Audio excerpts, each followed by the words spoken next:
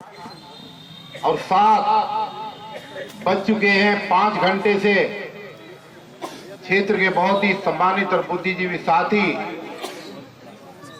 बड़ी संजीदगी के साथ जिन्होंने आज की इस मीटिंग को सुना,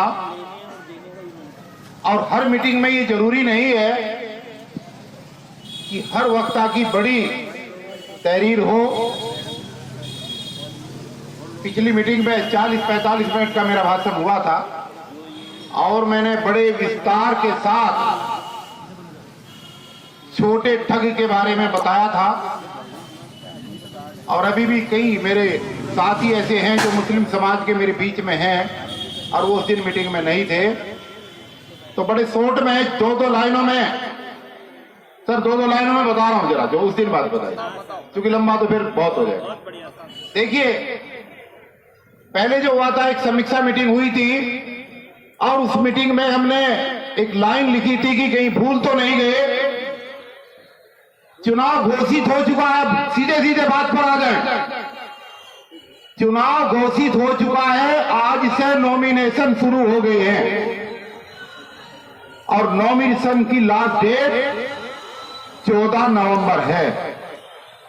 सारे लोग, अब कोई किसी का आपको टेम्पो दिखाई नहीं दे रहा घूमता हुआ, क्योंकि सब लोग गाड़ियों में नोटों के थैले भर भर के और नेताओं के और आकाओं के घरों के चक्कर लगा रहे हैं कि किसको टिकट मिलेगा।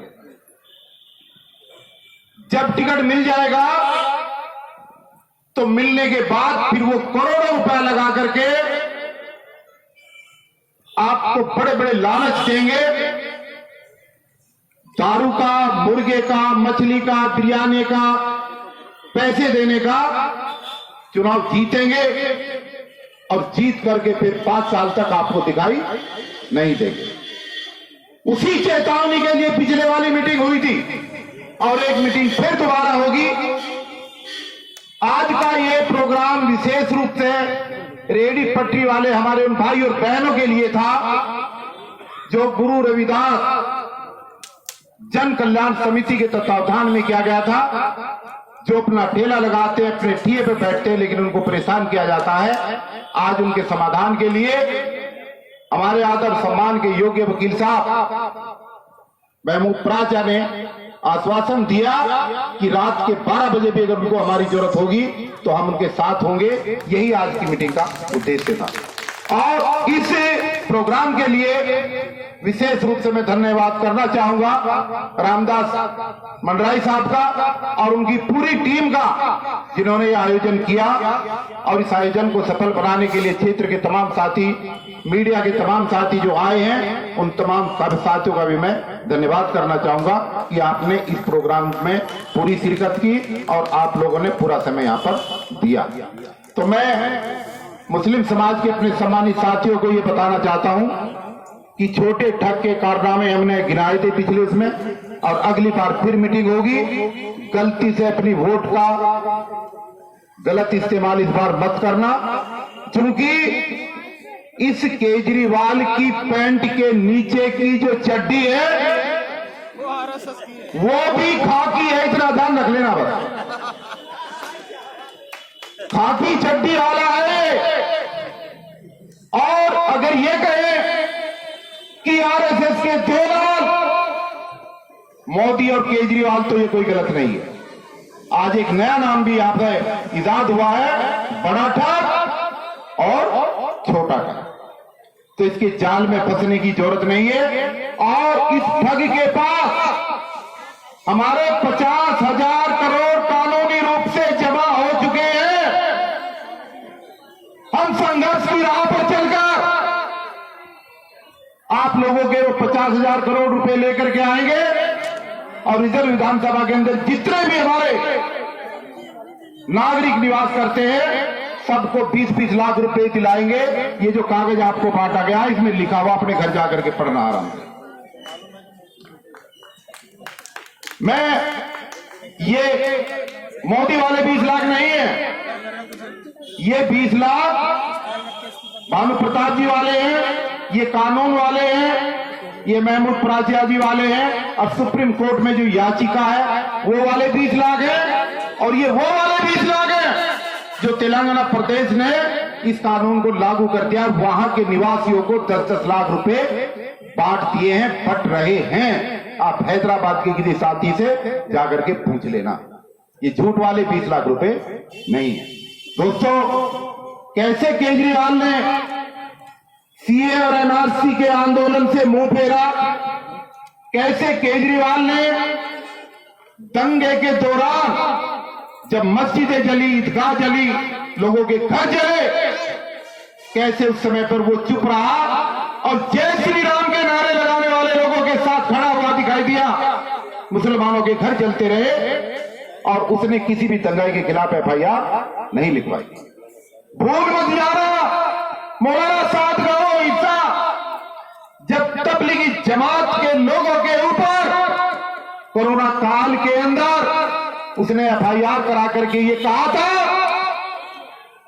कि मरकज के अंदर, निजामुद्दीन के अंदर रुके हुए लोग वो छिपे हुए बताए गए थे और उनको चिन्हित करने के बाद उनके खिलाफ एफआईआर लिखाई गई थी। उस दर्द को कभी भूल मत जाना, अगर भूल गए तो फिर बड़ा नुकसान होगा।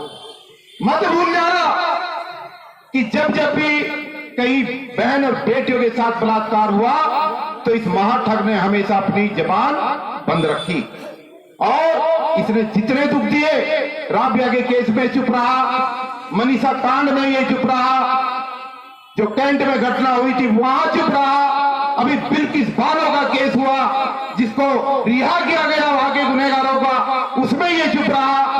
ये सबसे बड़ा हिंदूवादी नेता बनने का काम कर रहा है। और याद करना वो दिन, मैं देश के मुस्लिमों से कह रहा हूं, चाहे 4 ही लोग मेरी आवाज सुन रहे हो, कि शाहीन बाग के आंदोलन में इसलिए ये कहा था कि अगर 24 घंटे के लिए दिल्ली पुलिस मुझे दे दी जाए तो शाहीन बाग के तंबू को मैं उखड़वा करके फेंक दूंगा। इस बात को भूल मत जाओ। और सुंदर नगरी के लोगों को तो विशेष रूप से ध्यान रखना चाहिए कि जब एनआरसी सीए का आंदोलन यहां पर चल रहा था तो राजेंद्र पाल गौतम का जुलूस जब यहां से निकला तो 500 बहनें गेट पर खड़े होकर के ये उम्मीद कर रही थी कि साथ राजेंद्र पाल गौतम हमारे कैंप में आएगा और हमारे साथ खड़े होंगे। लेकिन वो मंत्री, वो विधायक जिसको यहां की सम्मानित जनता ने अपने कीमती वोट देकर के चुना था, वो आपके कैंप में नहीं आया था और मुंह फेर करके निकल गया था। ये वो चीजें हैं जो यहां के मुस्लिम भाइयों को और बहनों को याद रखनी चाहिए। इस प्रथा को बदल दो इस बार कि भाजपा को हराने के लिए हम उसको वोट देंगे जो भाजपा को हराएगा। अरे भाजपा को हराने के वाले को वोट दे करके अगर वो उससे भी बड़ा महाठग है तो ऐसे लोगों को वोट नहीं देनी है।